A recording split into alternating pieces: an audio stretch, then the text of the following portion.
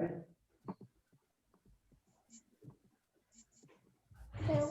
16. What are you doing?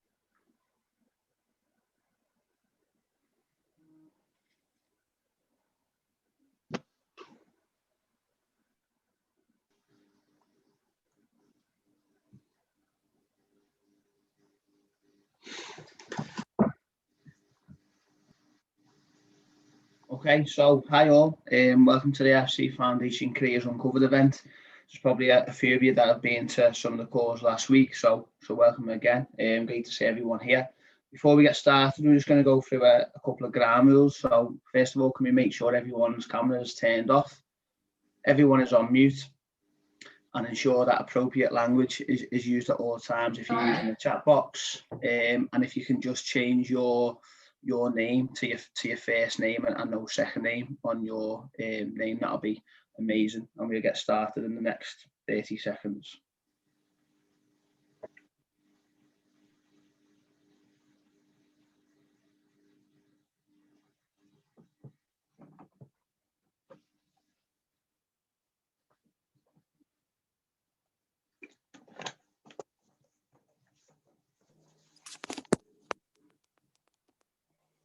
Okay, so my name's Rob. I'm an LFC coordinator, employability coordinator at LFC Foundation. On the call, we've also got Gary and James, who's a coordinator, and James is a project lead as well. James is going to be the host, so when you're asking questions, they'll go through to him, and then obviously James will read them out to the guests. This is the third call in a series of 8, and they're free to access. And we've also got workshops on each Friday that you can follow up on and ask any questions that might not have been answered there. Today's event is focused on LFC behind the scenes. Hopefully this call will provide you with a unique insight into the pathway leading to experts that we have on the call that also work for LFC. So the first section of the call is a chance for the guest speakers to give their pathway and their journey from sort of school education into the career they're in now. And then the second section will be some of the team. So it'll be myself, Gary, and James asking some questions. And then the third part, as always, you guys can then start asking questions that'll go through to James, and then we can answer them then. So first of all, we've got David Roberts, who's a senior manager of the grounds at Liverpool Football Club. We've also got Phil Egan, who's a store manager who looks after all things that you wouldn't necessarily think of when you go into his sort of career. And then we've got Jonas as well, who is a fan experience manager. So first of all, we're going to go to Dave Roberts, who's going to give us an insight in his career. I'm going to stop sharing my screen now, and then David will be spotlighted. Over to you, Dave. Hi there, and welcome to everybody that's joined on this call. I've been around for a long time now in industry, so it's been quite a while since I first started. Since I first started my career path and making decisions that's led me to where I'm currently working at the moment. So my current role working at Liverpool is I'm responsible for basically, if it grows, it falls under my banner. I primarily we look after everything. There's about 32 hectares of land that my team are responsible for. I've got 22 staff that work for us that look after all the pitches. Now, primarily, obviously, we look after everything. So if it's a tree, whether it's a plant, whatever it is, it comes under my remit. But we, obviously, the main thing we look after are the sporting surfaces, the pitches. They're the most important. That's the thing we worked really, really closely with the coaching staff with. So my team will look after the academy site, we look after the new AXA training centre, and we look after Anfield. Obviously, Anfield's the one that everybody sees on TV, and that's the one that the team have to win on. And up until recently, have been doing particularly well at winning at. But we work really closely with Egan and Pep and the other coaching staff, and we make sure that we speak to them and we talk about what they need, what they want for the players, so that when they practice what they do at the training pitches, the surface at the training pitches at the new AXA training centre and the surface at Anfield are really, really closely monitored, so that when the ball bounces, when the ball rolls, when the player's studs enter the surface, everything they do at the training centre feels the same when they turn up at Anfield. So ultimately, all the set pieces they practice, everything they do out there, when they turn to Anfield, from the player's perspective, it feels just the same, but they're in the stadium. So that's really what we do. It's great. I fell into this role, so I didn't go looking to become a groundsman as a football club. I went through my school, didn't generally enjoy school. It was not something I really enjoyed. I think I spent more time, ironically, looking out the window at playing fields rather than actually studying, although I did enjoy science. So when it came to sort of making a careers decision, it was quite tricky. Careers advisor sort of said, why don't you go and do pharmacy, looking after, you enjoy science, you like chemicals. But it was another 6 years at school or college studying, which I didn't want to do. But I did enjoy working outside. So that made it like, well, she said, why don't you look at doing a gardening course? So I went off to college. I did City and Guilds. Back in those days, that's what they were, level 1, level 2. Then after doing the City and Guilds, I went off and had a youth opportunity scheme back in those. I'm talking a long time ago now, but it was brilliant. It gave me a real insight. I was working for a council in Staffordshire, a real insight in many different aspects of the job. I learned a lot in those 6 months. But taken on to look after Shrubborough Hall in Staffordshire, which is like a big stately home, and I spent 6 months there. Then went back to college to learn to do my national certificate. That was really useful. I came out of that thinking I could conquer the world. Ended up working for another council, did really well at that. Moved to a contracting company looking after sports pitches down south. I did that for probably about 7 years, and we looked after a multitude of different pitches. Came out of that, and I got lucky, being in the right place at the right time, and sometimes you have to make your luck. But I had a chance meeting with guy called Laurie McMenemy, who was at Southampton Football Club. He'd managed them back in the day to win the FA Cup. I sorted his garden out. He had some problems there, and then he told me of a job going at the Dell, as it was back in those days at Southampton. And I took on the role. I went for a position and got the role. There was only 3 of us back in those days, so it's very different from where we are now at Liverpool with 22 staff. Back those days, there was only 3 of us. But I worked hard. I was just one of a team. Worked hard. I tried to do the best. I constantly looking to learn and do things better and do new techniques. And ended up managing the whole site. And over my 13 years that I worked there, we doubled the size of the site. We took on, I think we were about 7 or 8 staff when I left there. Then I don't know, I think I just looked for a change in my career, and I went to work for a private school, Charles House School in Surrey. That was great. That was really good. Really enjoyed it. But 250 acres of land, 9-hole golf course, 80 acres of woodland. They love football, so that was their passion. They'd won the FA Cup before the FA Cup was actually professional, so back in 1883 or something like that. So that was really good. Really enjoyed that. And then just lucky again. Think I've made a bit of a name for myself, just working hard. I got a phone call from Liverpool Football Club asking if I wanted to work for them. So I moved up here not that long ago now. I think it was in 2016 I started working here.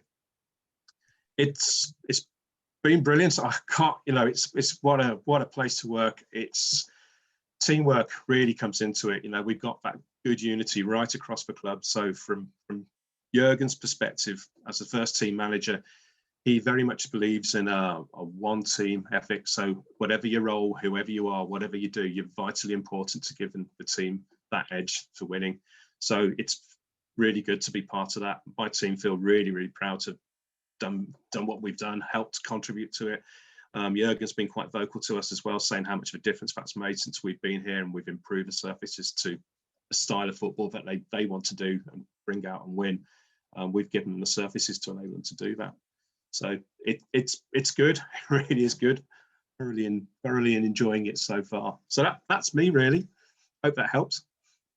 Perfect, David. I think you touched on it then, and we touched on that sort of the core values right the way through the club. So last week we worked on ambition, and then you touched on it then, which I'm going to touch on with all of our speakers today, is unity. So how important is unity within your job role, working with a team, working with the first team manager and the academy staff as well? Oh, it's massive. It is absolutely massive. So it is that whole it goes back to what I just said, that one team ethic. My job is particularly challenging, especially this time of year. My team are out in all weathers, so it's great in the summer. We get great tans and it's nice working outside. But obviously we have to keep on going through the middle of the winter, and if it's pouring with rain, we can't sit in the office. We have to get out, and we work in all weathers. Freezing cold, we don't know. We could have snow at the weekend, so we're all gearing up to start clearing snow off a pitch just in case we have a game.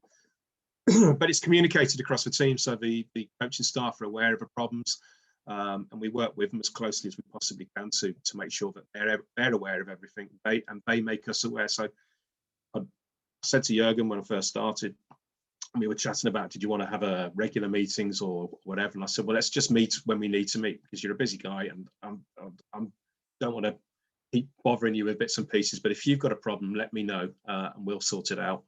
And he said, that's fine. And he said, if you need any support, come and see me and we'll support you with it as well. So we've got that. And it goes across everywhere. So that goes across the academy. Academy coaches work really closely with our managers on the site there. We'll speak to them regularly about what pitches. The pitches are a bit older. This time of year, they get absolutely battered. So we have to work closely with them and saying which are the best pitches, move them around, how can we work. And they totally get what we're doing. What we're doing is trying to give them the best surfaces to play on. So resting one pitch will make it better for the following week. So it is incredibly important, that unity.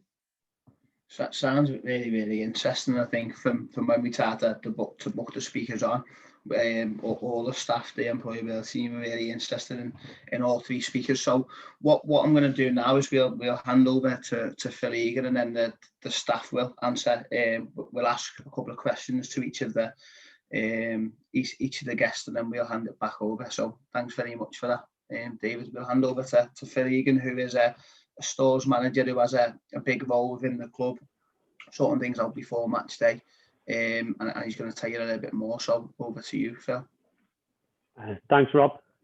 Welcome everyone, and thank you for joining us here. It's an absolute honour to be asked to do something like this and be part of trying to drive the club forward and work with local communities and local people and deliver in a different way than we're all used to. So it's great to be here, and hopefully you can get from this all the good information about what goes on behind the scenes. It's not as great as Dave's job, but as he said, unity is key, and we are people behind the scenes that just operate to make sure that what goes on at the front is the absolute best. So myself, my title is, or started out as head of stores, which is quite strange because people automatically think I have something to do with retail because of it, but it isn't. It was predominantly led by looking after all produce, all goods in for the stadium. When we developed the new main stand, it just exploded into something that I don't think anyone anticipated it to be. So from there, it was just a different experience and a different way of working for us all. So they decided to centralise stuff, and this role became available. So I ultimately went for the job, and I got it. And I think since then, I've done about 5% of my operating on that role, and it's just gone into so much more. So we mostly now, for myself and my team, is much smaller than Dave's. I have 2 contracted members of staff that work for me and a team of 15 casuals. We work behind the scenes and specialise in the logistics for the club. We are based at Anfield and ultimately work out at the stadium, looking after all goods in and catering, all event business, so all setups, logistics for events on site and off site. We also provide support networks for the ATC, which is the new training centre, the distribution centre, all the retail stores, Liverpool ladies. We help them all out in some way to make sure that they obviously can do their job as best they can, because what tends to happen is they have a focus on their role and they're not operators, so they don't know how to just get stuck in and get certain elements of the job done. Whereas ourselves, coming from behind the scenes and being sort of middlemen, if you like, we're usually called upon to help operate, just to do stuff. The best description I've had of what we do recently is the support we've offered around the COVID testing centre at the stadium and the potential of a new vaccine centre being set up here as well. We were likened to the army, which is a good thing in that from an operational perspective, we adapt very quickly. We see a situation, we assess it, we develop a plan and an idea, and we just move on and get on with it to the point where until it's over the line, we carry on going. So that's predominantly where we are for now. Like Dave, this isn't the job I see myself doing. In fairness, I don't think I ever see myself with a career. I was just a young lad from Liverpool enjoying life and stuff like that. And I fell into this role from a friend and I started working for the club as a casual about 16 years ago with no career aspirations at the time. I was 20 years old and had no desire or anything for a big job or to take anything on or to see where the path was going. So I fell into it and I started operating as just a porter in the building, who was just somebody who helped move stuff around, whether it be for events, whether it be for the catering team, and it just went from there. I spent about 4 to 5 years as a casual working, and then I finally got the opportunity to become a contracted member of staff, which I took up, and from there I developed into a supervisor in the retail catering element, and then from there I went to assistant manager of retail catering, and then to the point now where when the new main stand was being built in 2015, I went for the current role I'm in, which is stores manager. So that's the path I've taken from it. I mean, my education is, I'll have to be absolutely honest with you, it wasn't the greatest.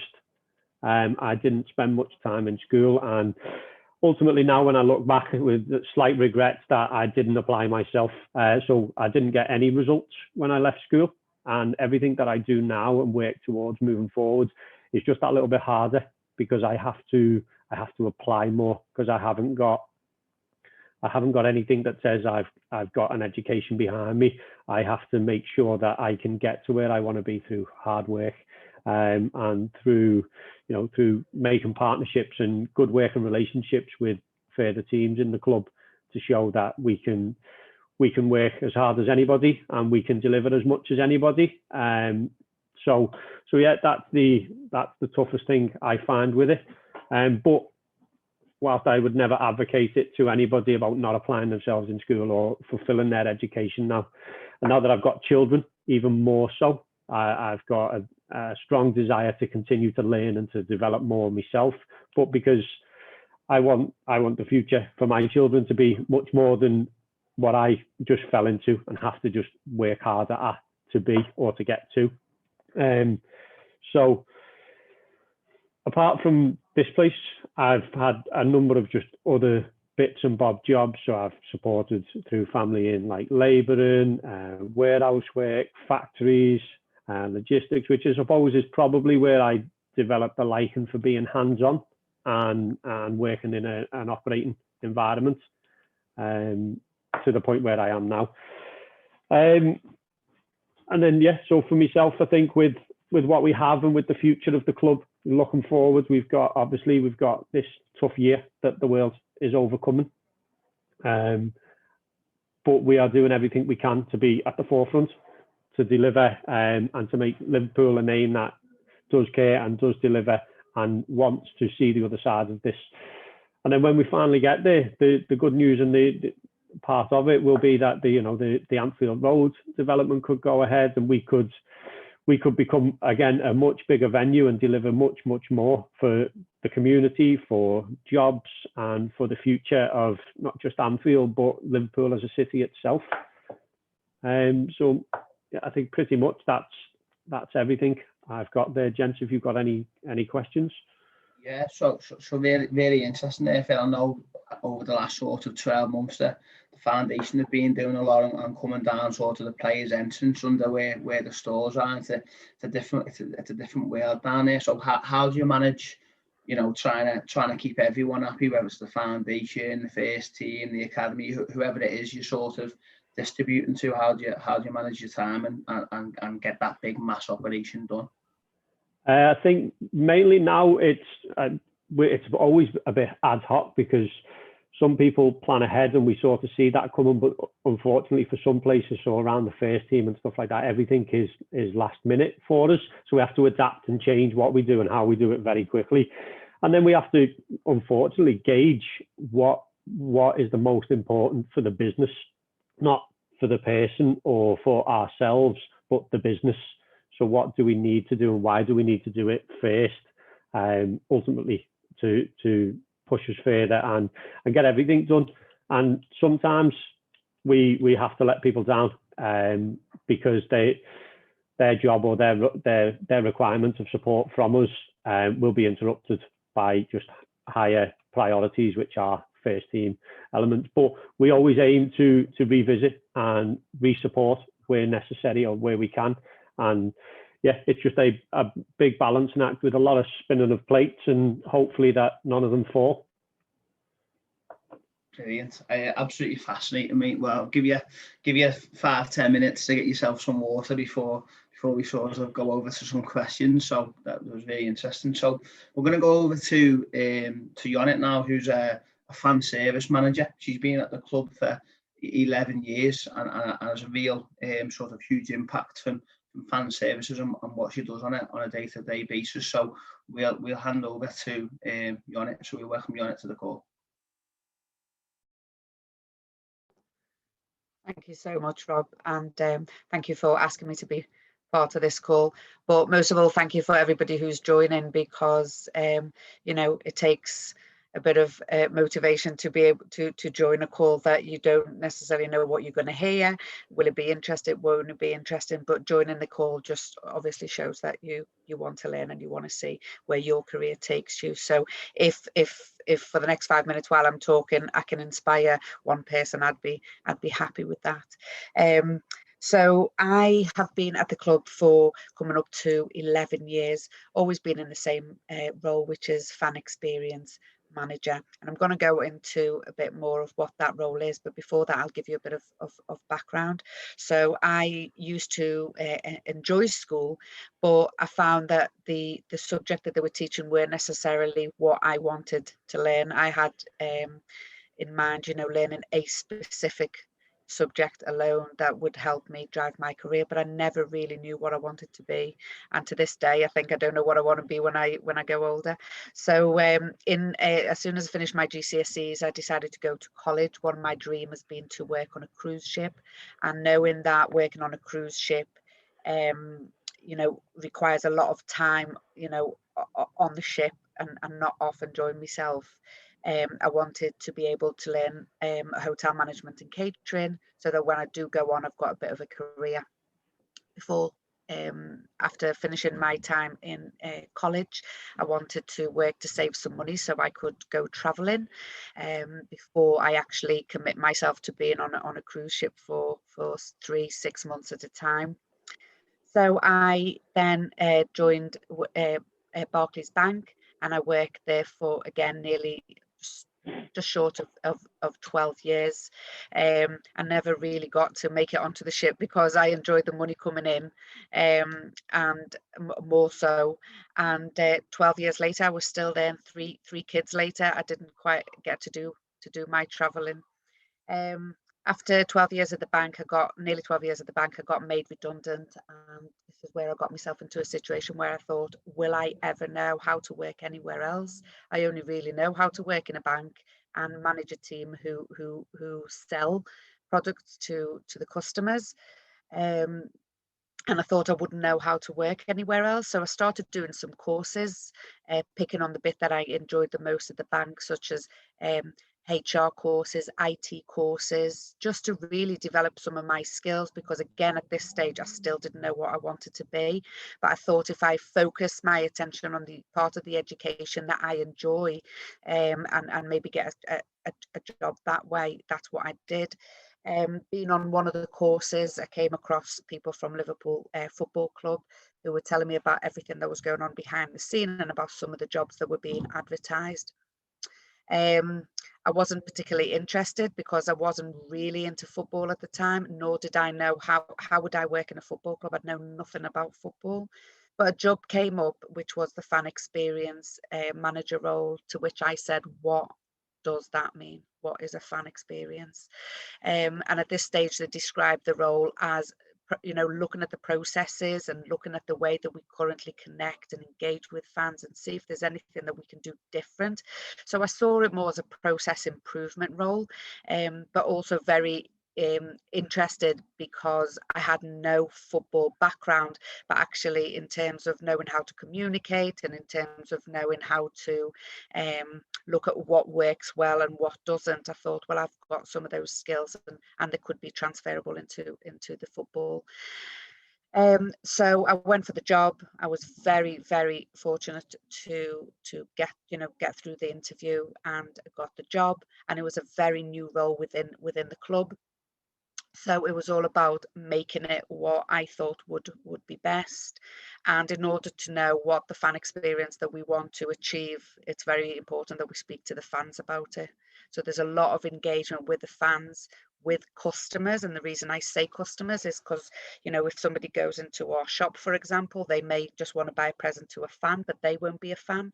They still expect some type of a service from ourselves. And so I've been in this role for 12 years, developed it into what I wanted to be.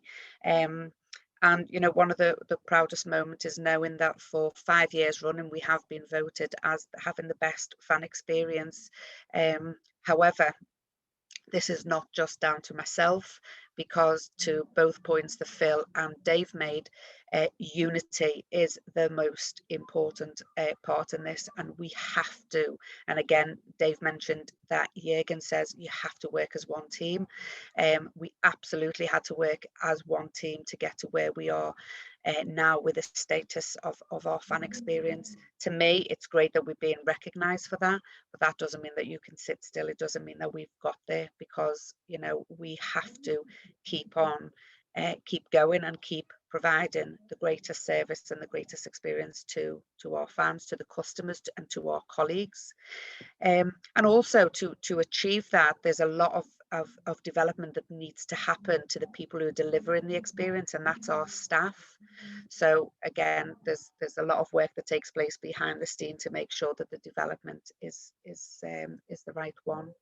In essence, I'm an umbrella of support really to every single department within the club that has any contact with customers and fans, guests, partners, to try and help them make the service that they provide the best that it can be, and to try and get them to innovate an experience that we stand out and recognise for.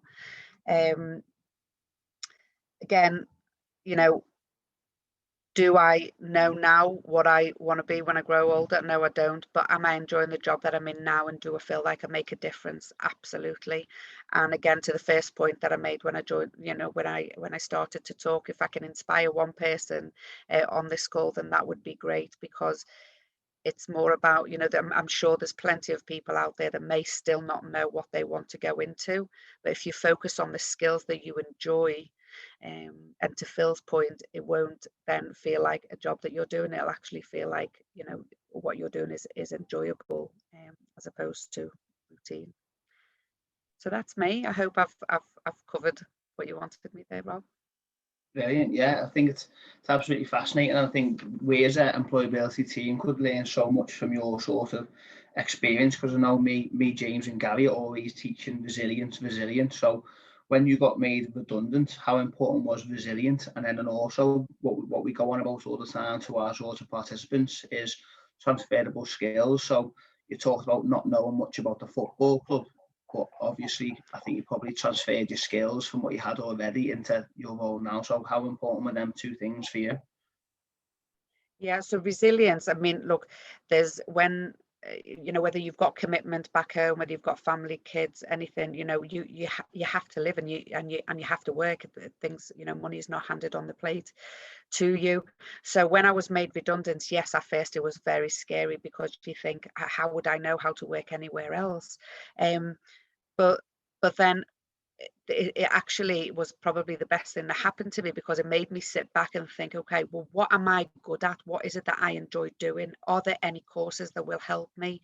Can I go on the internet and find jobs that, you know, is there such job as you know, using the skills that I have? And then it makes you think more about your skills as opposed to the job itself. It makes you really appreciate the skills you have and what you have to offer, and it gives you a bit of a self worth, because you know you've got something to offer, you know, in another role, where the exact same skills you've used over the years could help another industry, another, you know, another organization. Brilliant. Yeah, very good. And I know us as a team are very interested in using resilience and transferable skills when we go into our teaching, when we go back to face-to-face delivery. So I know James has been really busy with getting questions into the chat box, but before we go over to the participants, sort of questions, I know Gary and James have got a couple of questions for the three sort of speakers, so I'll hand it over to them two, and then we'll go back to the participants in the chat box. So I've got a question really for all of you, to be honest. And you answered this really at one point, but where do you see yourself in 5 years, or how do you see your job role changing in the next 5 years? What's going to be different in the next 5 years? Well, I think really this pandemic has actually taught us that, you know, we can do things differently. It also taught us to really appreciate what we have and appreciate what we've achieved, you know, both personally and professionally. So I think really, if we look at, you know, 5 years time, I think it's more, rather than the 5 years, it's more thinking about how can we do things differently. You know, the football is going from strength to strength, but if we focus on the off the pitch activities, how can we make ourselves be leaders in what we do? And I think, you know, things like, you know, becoming a bit more digital, having systems that actually work for fans and for customers, anyone using our website, that it's an easier and more user-friendly experience when you come into the match. Could we do anything that, you know, is unique and innovative? So it just gets you to think a little bit more about these type of things. So your working practice is brilliant. David, over at yourself, how do you see the role changing in the next 5 years?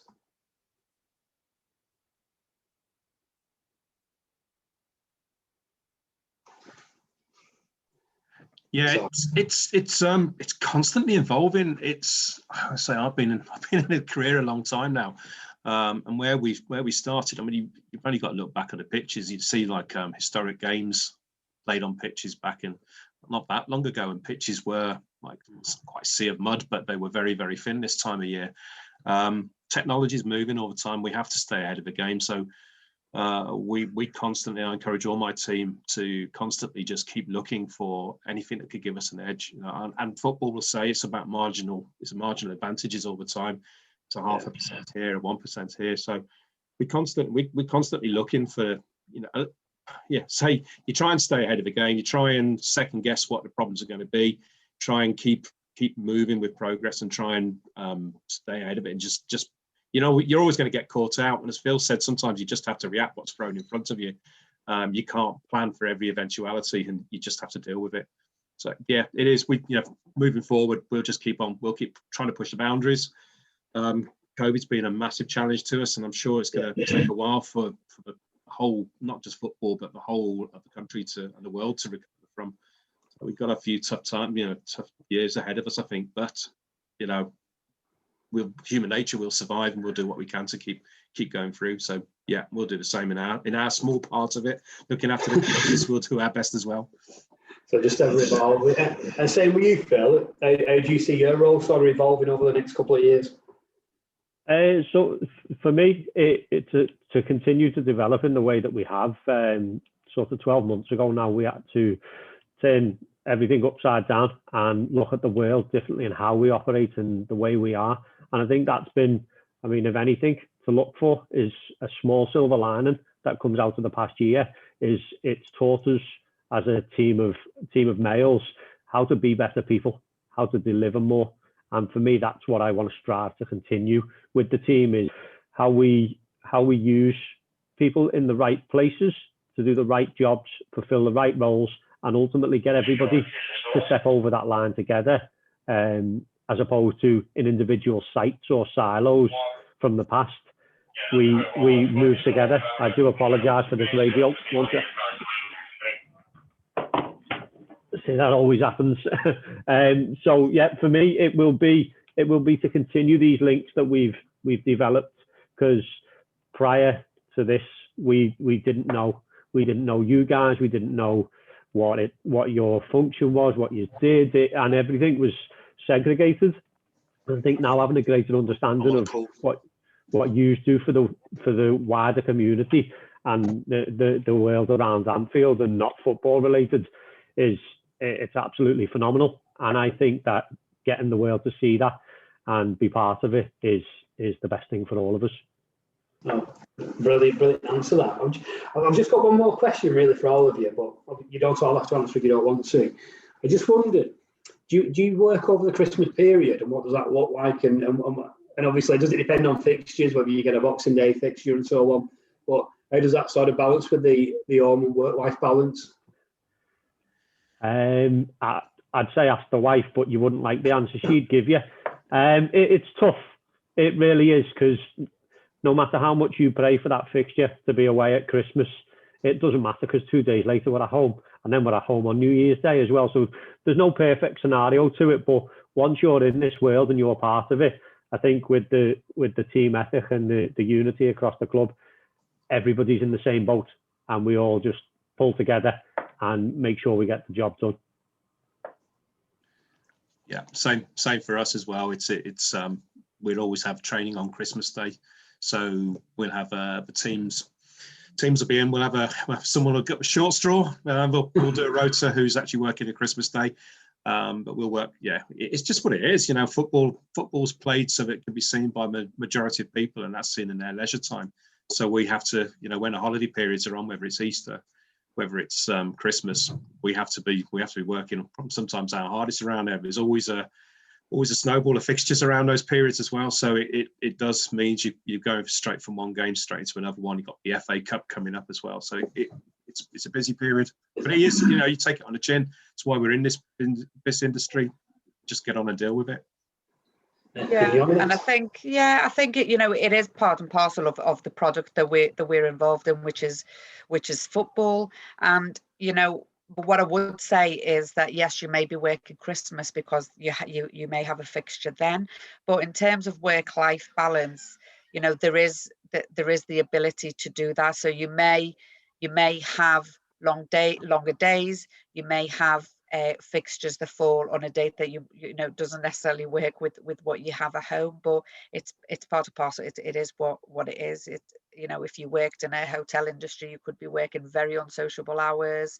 It's just what product you want to be going into. And yes, it is something to consider, but there is opportunities for work-life balance, more so now, I would say, than before. It's all down to the pressure that you put on yourself or what you need to work. Yeah, okay. And I've got one final question before I hand over to James, and this one's specifically for you, David.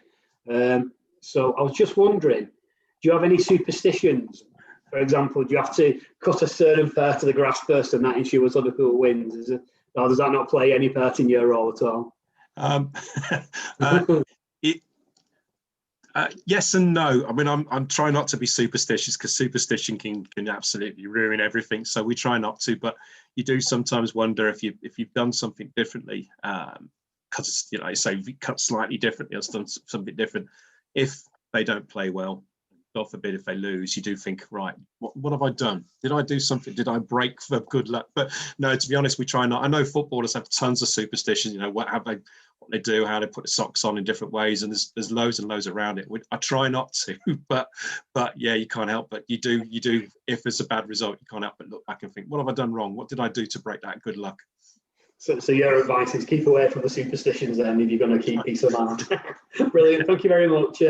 So I think I'll hand over to James now, if that's okay. Thank you.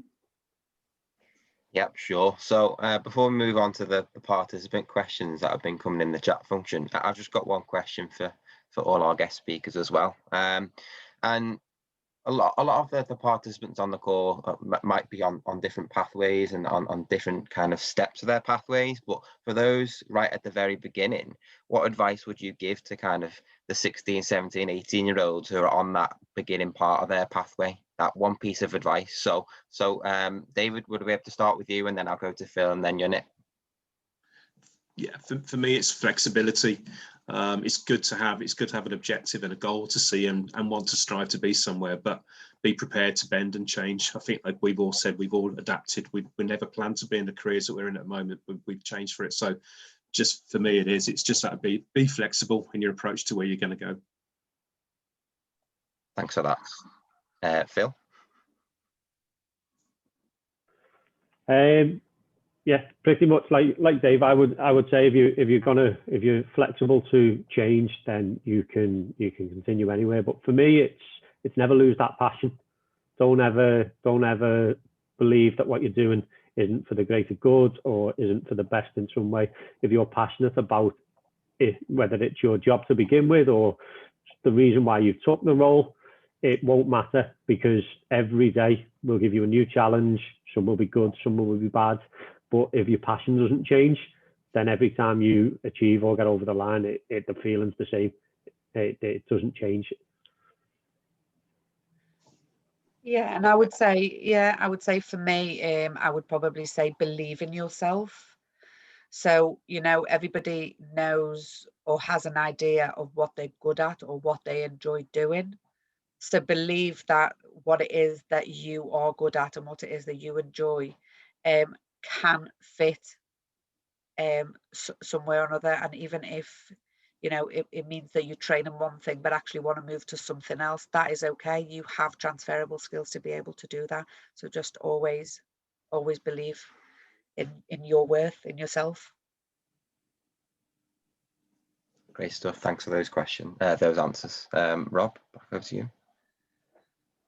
Yeah, so perfect. I know James has had lots of sort of questions in the chat box that I can't see because we've gone over to the host. So James will probably read a few out. I know everyone's really busy and there's only sort of 10 minutes left.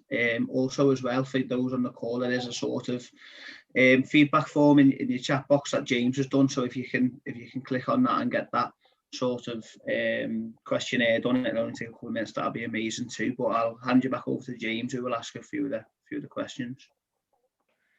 Yeah, thanks for that, Rob. So that is in the chat function, and at the end of the call we'll also put a QR code for you to scan that'll take you right to that form. But that is really vitally important for us, and we can contact you in the future for future calls like this. So yeah, we've been getting a few questions in the chat function. We've got a couple for each of our guest speakers, which is really good, so we'll try and get through them. First of all, David, we'll start with you, and really interesting questions come in about unity. So you spoke about unity at the club, and is this a real factor that differentiates kind of Liverpool from, for example, working for Southampton in the past? In some respects it does. I think a lot of it depends who your chairman is, who your manager is, their belief.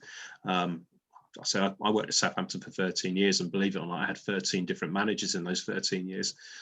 Some of them were very, very much part of that. You know, the team ethic was hugely part of that, but a few of them it wasn't, and that was quite evidence how the club broke up and sort of almost go silos.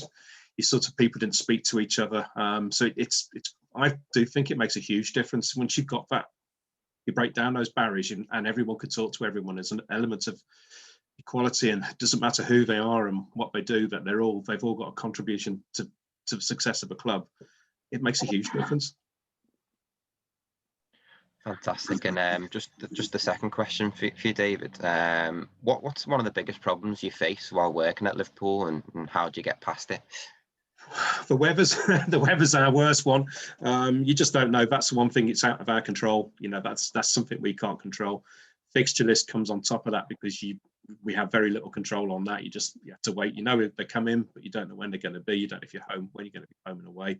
And if the fixtures and the weather conspire against you, it can be pretty tough. So this particular time of year is our worst time of the year. You get through January, we just started into February now. You can see everything starting to improve, but yeah, you sort of hit December time and the pitch is getting beaten up and looking bad, and you think, oh my God, January, I can't do anything. So that's our biggest challenge. That, without a shadow of a doubt, that's our biggest challenge. But you know, for us, it's work ethic. We still try and do our best. We try and put the attention to detail, even if the pitch is looking a bit battered. Same at the stadium or the same at the training ground. We'll do our best so that it looks smart and looks tidy, and when you see it on TV, hopefully it still looks really, really good. Definitely. Just a quick one. Is garlic still used on the pitch? Yeah, not as often, but yeah, we do use garlic. There is a parasitic microscopic worm, nematode, that's a particular type that actually eats the roots of the grass, and garlic actually is a natural control for it. So yeah, sometimes you go in there and the whole stadium stinks of garlic bread, but yeah, it's just putting garlic on the pitch. That's really interesting. Thanks for that, David. Yeah, moving on to Phil, if that's okay. So we've got a question here. So if someone is looking to work in the stores, what are you looking in terms of skills for new starters? We don't have a set amount of skills. It's the things like being adaptable, willing to change, willing to work hard, and there's no like set skills for what we do. A lot of what we do is just logistics based, so it's setting up events, it's moving stuff around, and being a support network for all the other departments. So we're basically a team of middlemen and who try and manage everybody's expectations together. So there's no set skills list, apart from you just have to be willing to work hard. You have to enjoy what you're going to do and being part of a team.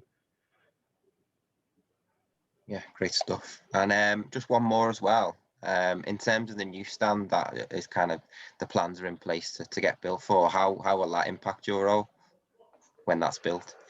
So it will just increase what we do. It'll spread the events that we can offer as a venue, and it will just make it a bigger operation. It will offer us more lounge space. It will offer us more public spaces.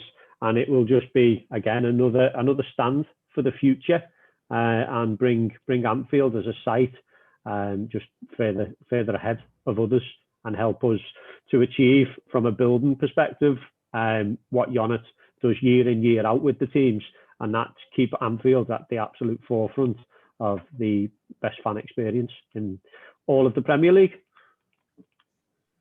Thanks for that, Phil. And on to Yonit now. There's a question here which it asks kind of fan experience, and how does your fan experience differ from other clubs? Oh, sorry, you're on mute there. Sorry. That's okay.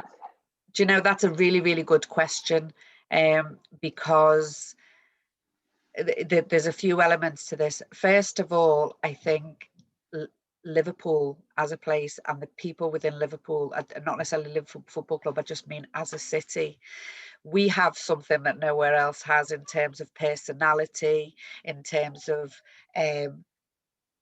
you know, connecting with people, in terms of welcoming and accepting people.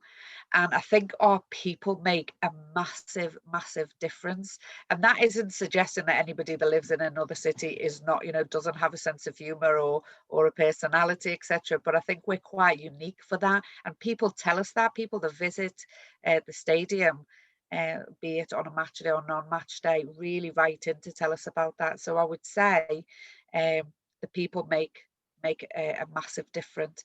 The other thing is we engage with the fans, and we engage, you know, with people all of the time. We engage with our staff to see what we can do to make things better for them in order to deliver to the customers and the fans. But we also engage with the fans to make sure that what it is that we're doing is in line with what it is that they want to see. At the end of the day, if we, you know, we could be doing some fantastic things, but if it's not for the audience that we're trying to appeal to, then it's doesn't really mean much. So to answer your question, I would say it's really the sense of humor, the unique personality of people in Liverpool. And even if you're not from Liverpool and come to live in Liverpool, I think it's very infectious as well. So, you know, we convert people to our way. And the second thing is engagement.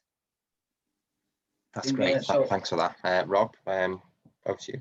Yeah, so a couple more just coming in as we speak, just being copied and pasted into my chat box. Obviously, your role sort of fan service manager, and at the moment there's no fans within the ground. So how has that affected your job role, even on a match day where people aren't going into the shop, people aren't sort of getting that sort of great atmosphere that Liverpool's famous for? How has that sort of changed your role and how you're having to adapt? Well, what it has given us, and again, a really good question, because what it has given us is some time to really think about what it is that we do and put a bit of a strategy, a bit of a plan for the whole club to say, okay, so we've done fan experience in this way for the past number of years. How do we bring the whole club on board? How do we make somebody in a different department, maybe in a finance department, understand how they contribute to the fan experience? And I really do believe that wherever you sit within the organisation, you have a bit to play, and also you can, you know, can impact what you do, impact in one way or another, whether impact internally to then impact what we do externally. You know, everyone has a part to play. So at the moment, it's more around the planning, looking how we can do things differently, looking how we can adapt once we do go into a stadium and, you know, everything opens up, how we can you know, be a bit more unique and innovative as well. And we continue to engage with the fans now as well while we do that. I know one of the projects that I'm looking at the moment is for our disabled supporters and how we can make their experience better at the ground. So again, the planning, and we've done some research before COVID, so we have engaged with them. Now it's really taking all the feedback and seeing what we can do and how we can create them into actions and make things happen. Brilliant, superb. So Dave, this is a sort of personal question that I've always sort of thought and been interested about is FA Cup. Obviously, we've seen most recently Tottenham play Marine at Marine. Is that a massive factor, sort of when Premier League teams go to sort of your semi-pro teams and have to get a result, otherwise it looks really damaging on you know, for the result sort of thing. And then also Premier League sides, whether, you know, they try and stop Liverpool from playing, there's being sort of things where they don't water the grass as much, so we can't move the ball quicker. How much of an impact does that have as well? It does happen. I wouldn't say it happens a lot because there's the standards that the Premier League do put in there, but you know, there's guidelines on the length the grass should be cut and how it's cut. Watering should be done so it's uniformly across the surface. It's a whole set of guidelines to try and stop as much gamesmanship that goes on. However, I do speak to the coaches. I speak to like John Attenberg, the goalkeeper coach, who quite often he'll come out and go, just been to so and so. I'm not mentioning names here, but I've just been to so. The grass was definitely longer. They definitely didn't water it before us, and it's just little things that makes it more difficult for us to play our passing football. And I did it at Southampton. With Southampton, we were always a team that was struggling. You know, we produced a lot of good players. We sold them on. We never kept them, so we constantly struggled to keep our head above water. I'm quite often asked by managers not to cut the grass this week and definitely don't water it, and just do things like that. So that when teams like Manchester United or Liverpool came to play against us, it made it difficult to give them an edge. And back to your other question, the FA Cup, that's very much part of it as well. From a groundsman's perspective, we don't want to do it. We want to see football played to the best standard. We want to produce the best pitches you possibly can do, so that it's a good game of football. But it's a bit of a leveler. You go to Marine and places like that where they've had a lot more fixtures, not got the investment in the pitches, not got the ground staff, not got the budget that we would have. But, they do a great job with what they got, but it's tough for them to produce something. So for Tottenham to go and play at Marine, it is difficult, and back in normal times when you got the fans in there as well, it's a very, very different stage, and when you got fans behind there as well. I hope that answers your questions. Brilliant. Yeah, so thanks very much. I'm going to hand over to James now, who's going to wrap the call up and go on about the sort of questionnaire that we've got on as well. So I'll hand over to James, but thanks very much. It's been very interesting. Yep, sure. There's one more that's just come through for you, David, and we'll just ask that very quickly. Someone has worked in the lawn industry for 20 years. Would a career in grounds management suit them if they're approaching 44? And would that be considered too old? I don't think age comes into it. To be honest, it's about attitude, ability. That's the main thing. I mean, we haven't done any for a while now, but when we've interviewed before, we've interviewed people from all different backgrounds. Age just doesn't come into it. You sat down with somebody when we used to be able to sit down with people, or do it through Zoom now or Teams. But you're looking for the attitude. That's what you're after more than anything else. There's a lot of transferable skills there. Grass is grass. How we manage it at the stadium, it's very much like fine tuning a racing car. We're tweaking every little bit out of it, but we're still doing the basics. But what we do on a daily basis over here is probably the same as you would do in the lawn care industry. So yeah, very transferable, not a problem. Brilliant. Thanks for asking that. So Rob is going to share his screen now, and on that is going to be the QR code for the feedback and the form which you can register your interest for future workshops. Our workshop on Friday is 11 till 12, and that is exclusive to everyone on this call and other calls. On that, we'll kind of be focusing on that key value of unity, and also some other employability skills. We'll also have some exclusive Liverpool goodies to give away, but that'll only be if you're on that workshop as well. So again, feedback is really important to us because we can help shape and develop these events and moving forward our future programs. So if you get the chance to, can you scan the screen? If you're using your phone for this event, use the link that we've got in the chat function as well. James, can I just add as well that, I think Sure. I speak on behalf of Dave and Phil as well, that if any questions do come in after this session, or even if you find yourself, in weeks or months time wanting to ask anything, then if you want to filter some of the questions through our foundation, through your team, then we'll be more than happy to assist in any way that we can. Yeah, thanks for that, Yonit. Yeah, so if you do have any questions, feel free to kind of either put them in the chat function or send them over to the employability email address, and we can kind of forward them on to either one of the guest speakers, and we can get some kind of tailored feedback or information for you. Brilliant. So thanks very much. Again, big thank you to all three guest speakers. Big well done to James and Gary, who's helped set up the call as well. So that's us. We have a workshop on Friday, which last week was very good. We got a lot of questions in from the previous calls with John Attenberg and some of our other guest speakers as well. So that's a good time where we can work on your unity strengths and your transferable skills as well. So that'll be on Friday, just for the people on this call. But again, thanks very much to all of our guest speakers. We really appreciate it. Stay safe, and we'll see you soon. Thanks very much. Thank you. Thank you.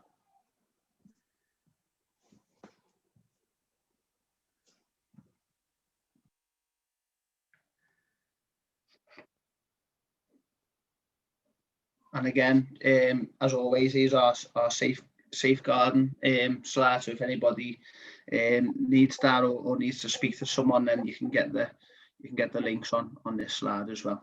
That's all from us. Thank you.